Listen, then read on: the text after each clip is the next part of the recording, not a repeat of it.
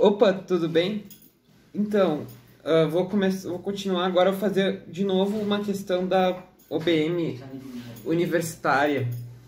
A que eu estava fazendo aquela prova. Eu vou fazer agora a questão 12 da prova objetiva, que é a primeira fase. Vocês vão ver aí que ela é de geometria com probabilidade.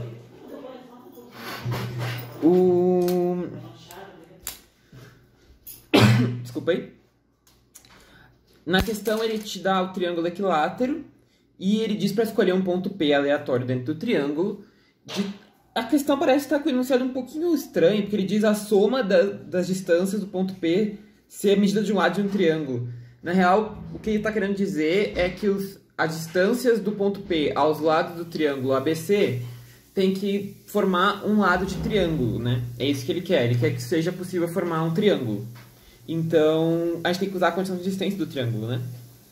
Aí, no caso, vocês viram, então, aí, né? Aí ele quer a probabilidade de escolher um ponto P aleatório dentro do triângulo equilátero e as distâncias aos outros lados serem lados de um triângulo. Então, a gente tem o ABC, né? O nosso triângulo.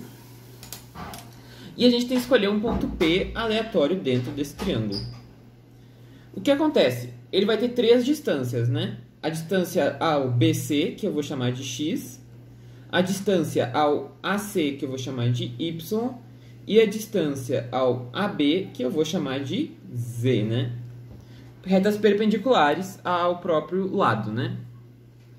E o que ele quer? Ele quer que esses lados, o X, o Y e o Z, sejam lados de triângulo.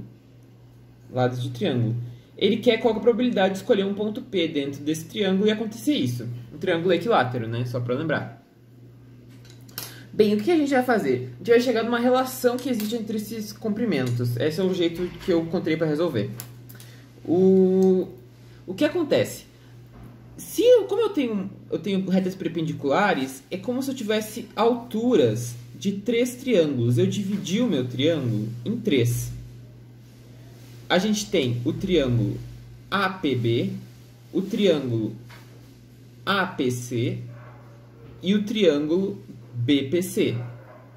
Esses três triângulos, a soma das áreas deles, S de APB mais S de APC mais S de BPC, vai ser igual à área do triângulo grande, que é o ABC, que é a área de um triângulo equilátero. Vamos supor que o lado do triângulo é L. É um triângulo equilátero lado L. Todos os lados, então, são L.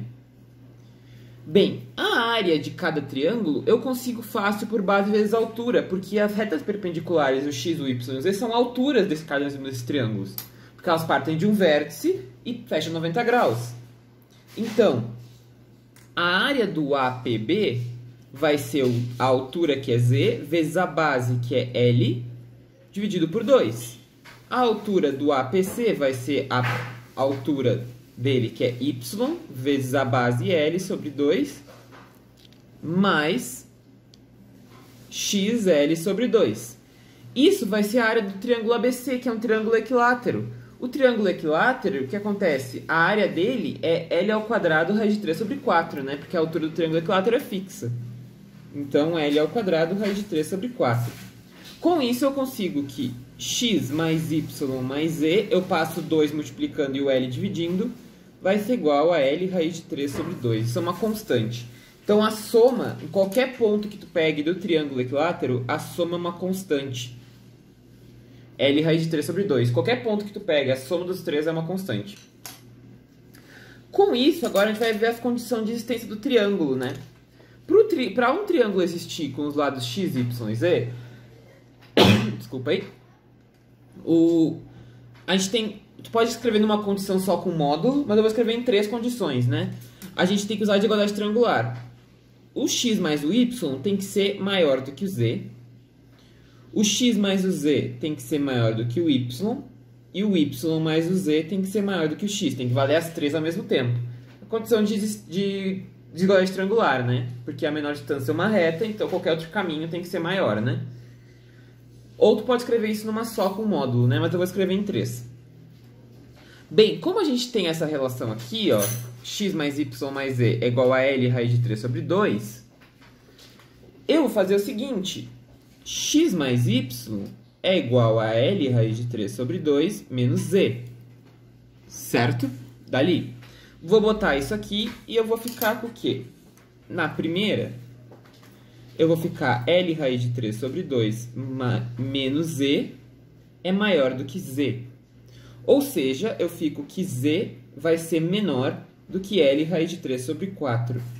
Se eu fizer isso com todas, eu isolar cada um e fizer com todas, eu vou encontrar a mesma condição para os outros. Y tem que ser menor do que L raiz de 3 sobre 4 e x tem que ser menor do que L raiz de 3 sobre 4. Eu encontro a mesma condição para os três, porque é a mesma equação, né? Aí, a gente tem a condição para o x, para o y e para o z. Agora a gente tem que ver qual que é a probabilidade de escolher um ponto que atenda essas três condições ao mesmo tempo. Vou redesenhar meu triângulo aqui.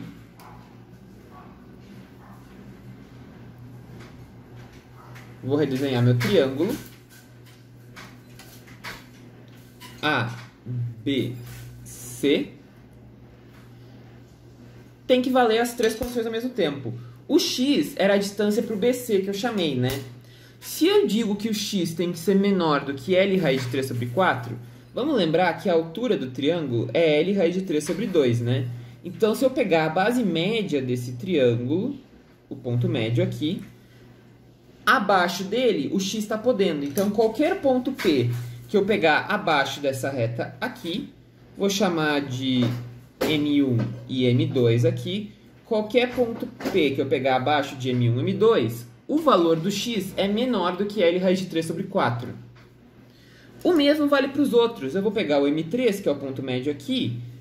Se eu ligar aqui com aqui e aqui com aqui, os três são base média desse triângulo equilátero. Qualquer ponto que eu pegar para cá de M2 e M3, o valor do z, porque o z é com AB, ó, o valor do z é menor do que L raiz de 3 sobre 4.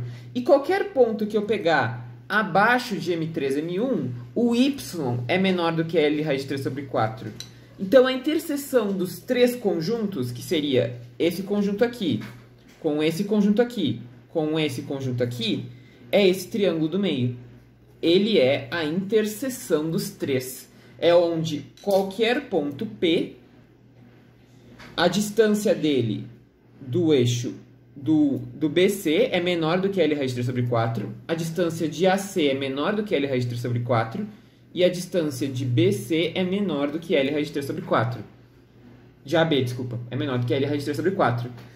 Esse triângulo, ele representa 1/4 do triângulo total, né? Porque isso aqui são todas base médias, né? Então, isso aqui é L sobre 2, isso aqui é L sobre 2, isso aqui é L sobre 2, isso aqui é L sobre 2. É tudo base média, né? Então, a área dele, S de M1, M2, M3, ele vai ser 1/4 da área do ABC, né? Propriedade, né? Se todos os lados são metade, ele é proporcional ao quadrado, né? Então, a área é 1/4. Se a área é 1/4, a probabilidade de escolher um ponto, então a probabilidade de escolher um ponto P nele é 1 em 4, porque é uma área em 4, né? Com isso marca a alternativa D, que era essa questão ali, a alternativa D, a probabilidade era 1/4. Ok? Então, é isso. Questão 12 da OBM Universitária resolvida. Se gostou do vídeo, curte, comenta, compartilha, se inscreve no canal, ativa o sininho para receber notificação quando tem vídeo novo. E é isto. Gente, um abraço e até a próxima. Valeu!